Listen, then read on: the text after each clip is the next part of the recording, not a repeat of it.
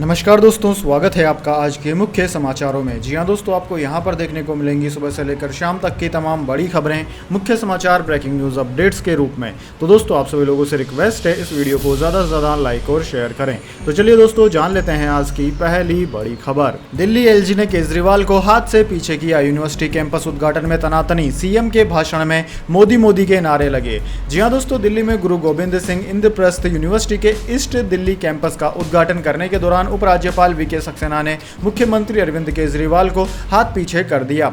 जैसे ही शिलापट के उद्घाटन के लिए केजरीवाल आगे आने लगे तो वीके सक्सेना ने उन्हें हाथ से इशारा करके पीछे हटने को कहा। हालांकि दोनों ने साथ में उद्घाटन किया। उद्घाटन के बाद जब केजरीवाल ने समारोह में भाषण देना शुरू किया तो वहां मौजूद भाजपा कार्यकर्ता मोदी मोदी के नारे लगाने लगे। केजरीवाल ने भाषण रोककर कहा कि मेरा आप सबसे हाथ जोड़कर निवेदन है कि मेरी 5 मिनट बात सुन लीजिए, अगर मेरी बात अच्छी न लगे तो छोड़ देना। हालांकि नारे लगाने वाले नहीं माने। वहीं दोस्तों, एलजी ऑफिस की तरफ से जानकारी दी गई है कि वे गुरु गोविंद सिंह इंद्रप्रस्थ यूनिवर्सिटी के ईस्ट दिल्ली कैंपस का उद्घाटन सुबह 11 बजे करेंगे। इसके बाद सुबह 7:30 बजे आम आदमी पार्टी ने ट्वीट करके बताया कि सीएम केजरीवाल 10:30 बजे कैंपस का इनॉग्रेशन करेंगे। इसके बाद दोस्तों, अगली बड़ी खबर। खालिस्तान के इंदिरा गांधी की हत्या वाली झांकी पर विदेश मंत्री जयशंकर की दो टूक, कहा यह कनाडा के लिए ठीक नहीं। जी हां दोस्तों, विदेश मंत्री एस जयशंकर ने कनाडा में भारत की पूर्व प्रधानमंत्री दिवंगत इंदिरा गांधी की हत्या के जश्न की खबरों पर कड़ी प्रतिक्रिया जाहिर की है और कहा है कि यह दोनों के रिश्तों के लिए अच्छा नहीं है। उन्होंने गुरुवार को मोदी सरकार के 9 साल पूरे होने के मौके पर विदेश मंत्रालय की स्पेशल ब्रीफिंग के बाद एक प्रेस कॉन्फ्रेंस में कहा कि मुझे लगता है कि इसमें एक बड़ा मुद्दा शामिल है। स्पष्ट रूप से हमें यह समझ में नहीं आ रहा है कि वोट बैंक की राजनीति की जरूरतों के अलावा कोई ऐसा क्यों करेगा। विदेश मंत्री ने आगे कहा कि मुझे लगता है कि एक बड़ा अंतर्निहित मुद्दा है उस स्थान के बारे में जो अलगाववादियों, चरमपंथियों, हिंसा की वकालत करने वाले लोगों को दिया जाता है। मुझे लगता है कि यह दोनों देशों के संबंधों के लिए अच्छा नहीं है, कनाडा के लिए यह सही नहीं है। इसी बीच दोस्तों, कांग्रेस ने कनाडा में पूर्व प्रधानमंत्री इंदिरा गांधी की हत्या को दर्शाते हुए कथित तौर पर झांकी निकाले जाने की घटना की निंदा करते हुए बृहस्पतिवार को कहा कि भारत सरकार को यह मुद्दा कनाडा के समकक्ष मजबूती से उठाना चाहिए। पार्टी महासचिव जयराम रमेश ने ट्वीट कर विदेश मंत्री एस जयशंकर से यह आग्रह किया था। इसके बाद दोस्तों, अगली बड़ी खबर। 120 घंटे बाद भी 91 शवों की पहचान नहीं। ओडिशा रेल हादसे के लिए कांग्रेस ने पीएम और रेल मंत्री को जिम्मेदार बताया, कहा एफआईआर हो। जी हाँ दोस्तों, ओडिशा रेल हादसे को 120 घंटे से ज़्यादा हो चुके हैं, अभी भी 91 शवों की पहचान नहीं हो सकी है।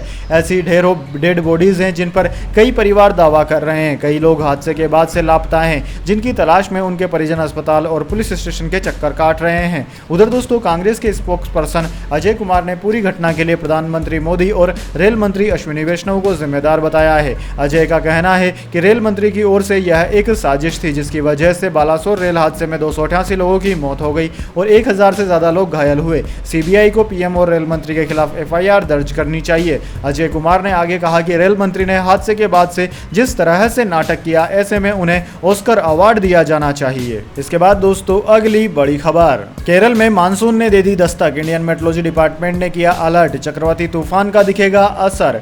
जी हाँ दोस्तों, केरल में गुरुवार को आखिरकार मानसून ने दस्तक दे ही दी। हालांकि भारतीय मौसम विज्ञान विभाग ने चेतावनी दी है कि गंभीर चक्रवात बिपरजॉय के कारण शुरुआत में इसके हल्के रहने की संभावना है। पहले यह पूर्वानुमान जताया गया था कि मानसून 1 जून को आएगा, लेकिन इस बार पूरे 7 दिन की देरी के बाद राज्य में बारिश का दौर शुरू हो गया है। आईएमडी ने बताया है कि चक्रवाती तूफान बिपरजॉय के चलते अगले 48 घंटों के दौरान मध्य अरब सागर, तमिलनाडु, कर्नाटक, दक्षिणी पश्चिमी पूर्वोत्तर बंगाल की खाड़ी, पूर्वोत्तर राज्यों और केरल के बाकी हिस्सों में मानसून के आगे बढ़ने के लिए स्थितियां अनुकूल है। मानसून की स्थिति देखते हुए मौसम विभाग ने मछुआरों को समंदर में न जाने का अलर्ट पहले ही जारी कर दिया था। आईएमडी के मुताबिक दक्षिण पूर्वी अरब सागर के ऊपर कम दबाव का क्षेत्र बनने और इसमें तेजी आने के कारण चक्रवाती हवाएं मानसून के केरल तट की तरफ आगमन को गंभीर रूप से प्रभावित कर सकती हैं। इसके बाद दोस्तों, अगली बड़ी खबर। डोनाल्ड ट्रंप पर हो सकता है एक और क्रिमिनल केस। सीक्रेट डॉक्यूमेंट मामले में टारगेट पर 2020 में ले गए थे ईरान चीन से जुड़ी खुफिया फाइल्स। जी हाँ दोस्तों, अमेरिका के पूर्व राष्ट्रपति डोनाल्ड ट्रंप एक और केस में फंसते नजर आ रहे हैं। 2021 में राष्ट्रपति चुनाव हारने के बाद ट्रंप पर कई क्लासिफाइड डॉक्यूमेंट अपने घर ले जाने का आरोप है। इस केस की जांच कर रही जस्टिस डिपार्टमेंट की स्पेशल काउंसिल के प्रोसिक्यूटर्स ने ट्रंप के वकीलों को जानकारी दी है कि वो इस केस में जांच का टारगेट है। न्यूयॉर्क टाइम्स के मुताबिक स्पेशल काउंसिल ने अपनी जांच पूरी कर ली है और वो जल्द ही ट्रंप पर क्रिमिनल चार्ज लगाने की तैयारी कर रहे हैं। वहीं दोस्तों, जांच को लेकर ट्रंप ने कहा है कि मुझे ऐसी कोई जानकारी नहीं मिली है, मुझ पर क्रिमिनल चार्जेस लगाए जाएंगे, ऐसा होना भी नहीं चाहिए क्योंकि मैंने कुछ गलत नहीं किया है। ट्रंप इससे पहले भी कई बार अपने ऊपर चल रहे सभी केसों को राजनीतिक साजिश बता चुके हैं। उनके मुताबिक उन्हें 2024 में राष्ट्रपति चुनाव लड़ने से रोकने के लिए ऐसा किया जा रहा है। इसके बाद दोस्तों, अगली बड़ी खबर, लोन महंगे नहीं होंगे, ईएमआई भी नहीं बढ़ेगी, रेपो रेट 6.5% पर बरकरार। आरबीआई ने कहा कि इस साल महंगाई 4% से ज्यादा रहने के आसार। जी हां दोस्तों, भारतीय रिजर्व बैंक ने गुरुवार को रेपो रेट में इजाफा न करने का फैसला किया, यानी कि ब्याज दर 6.5% बनी रहेगी। लगातार दूसरी बार आरबीआई ने दरों में बदलाव नहीं किया है। आरबीआई गवर्नर शक्तिकांत दास ने आज मॉनेटरी पॉलिसी मीटिंग में लिए फैसलों की जानकारी दी। आरबीआई ने अनुमान के अनुसार वित्त वर्ष 2023-24 में महंगाई 4% के ऊपर रहने की संभावना है। इसके अलावा वित्त वर्ष 2023-24 में रियल जीडीपी ग्रोथ 6.5% रहने का अनुमान है। क्वार्टर 1 में 8%, 2 में 6.5%, 3 में 6% और क्वार्टर 4 में 5.7% जीडीपी रह सकती है। इसके बाद दोस्तों, अगली बड़ी खबर, नए संसद भवन में अखंड भारत की तस्वीर, पाकिस्तान की आपत्ति पर जयशंकर ने दिया दो टूक जवाब।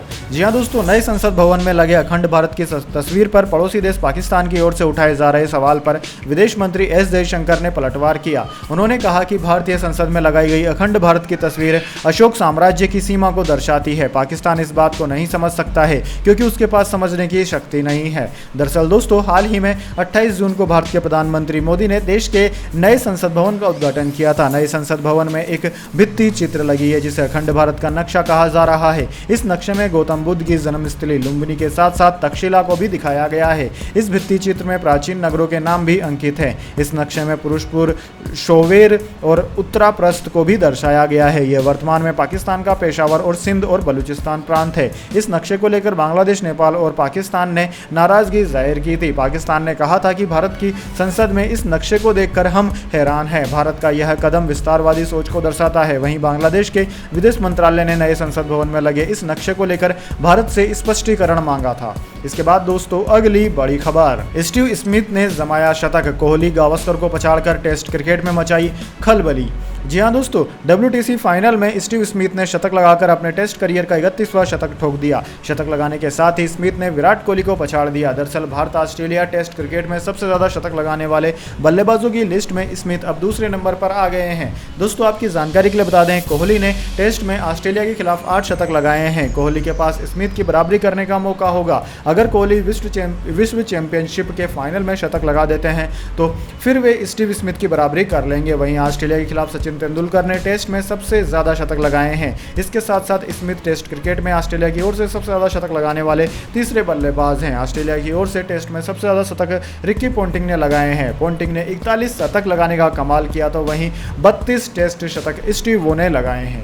इसके बाद दोस्तों, अगली बड़ी खबर, नाबालिग पहलवान के बयान बदलने से रेसलर्स को झटका, पोस्को एक्ट हटा तो ब्रजभूषण की तुरंत गिरफ्तारी नहीं, 15 जून तक करना होगा इंतजार। जी हां दोस्तों, भारतीय कुश्ती संघ WFI के पूर्व अध्यक्ष ब्रजभूषण सिंह और रेसलर्स बजरंग पूनिया, साक्षी मलिक और विनेश फोगाट केस में नया मोड़ आ गया है। नाबालिग पहलवान ने ब्रजभूषण के खिलाफ यौन शोषण के बयान बदल दिए हैं। ऐसे में ब्रजभूषण के ऊपर लगा पोस्को एक्ट हट जाएगा। इसके बाद ब्रजभूषण पर लटक रही तुरंत गिरफ्तारी की तलवार हट गई है। ब्रजभूषण पर अब बालिग पहलवानों से छेड़छाड़ के आरोप रह गए हैं जिनमें तुरंत गिरफ्तारी की जरूरत नहीं है।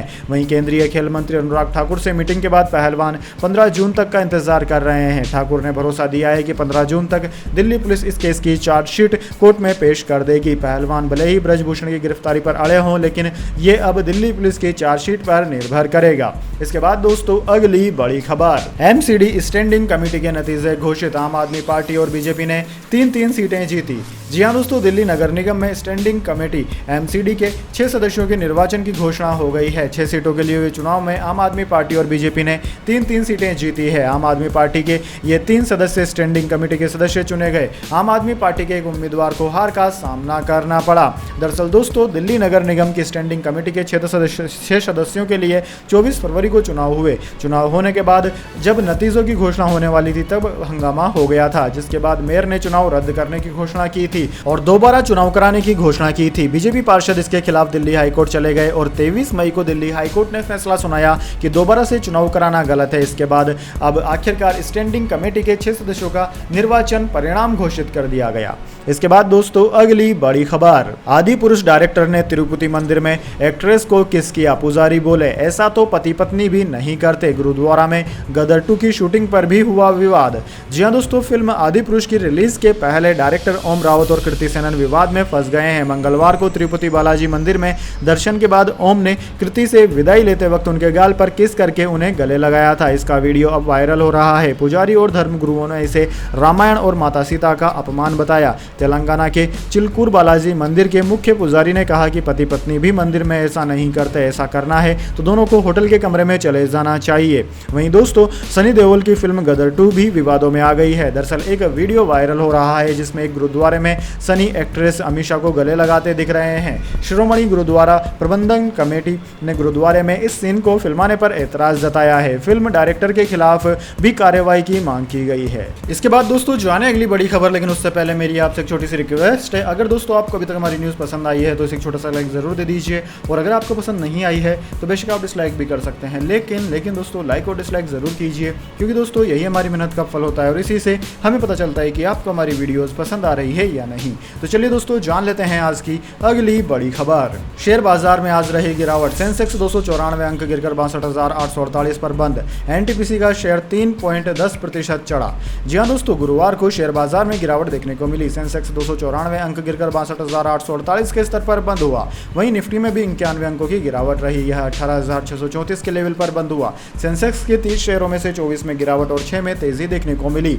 वहीं दोस्तों एनटीपीसी का शेयर आज 3.10% चढ़ा। भारतीय रिजर्व बैंक ने गुरुवार को रेपो रेट में इजाफा न करने का फैसला किया, यानी कि ब्याज दर 6.5% पर ही बनी रहेगी। वहीं दोस्तों बात करें निफ्टी 50 के टॉप गेनर और टॉप लूजर्स की, तो आज निफ्टी 50 के टॉप गेनर्स में ब्रिटानिया, टाटा कंज्यूमर और बीपीसीएल रहे, जबकि टॉप लूजर में कोटक बैंक, सिप्ला और मारुति रहे। इसके बाद दोस्तों अगली बड़ी खबर, कांग्रेस विधायक की सलाह, सीएम गहलोत छोड़ें सत्ता का मोह। रंधावा बोले बड़ों को घर से नहीं निकाल सकते।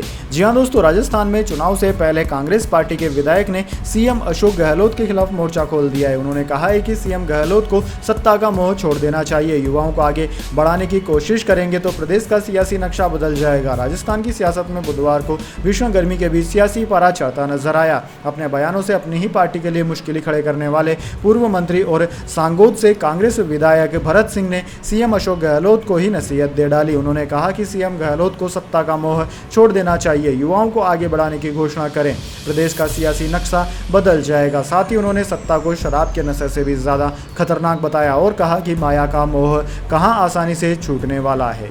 इसके बाद दोस्तों अगली बड़ी खबर, मनीष सिसोदिया 103 दिन बाद बीमार पत्नी से मिले, 7 घंटे की जमानत मिली थी। पत्नी का आरोप, पुलिस हमारी बातें सुन रही थी।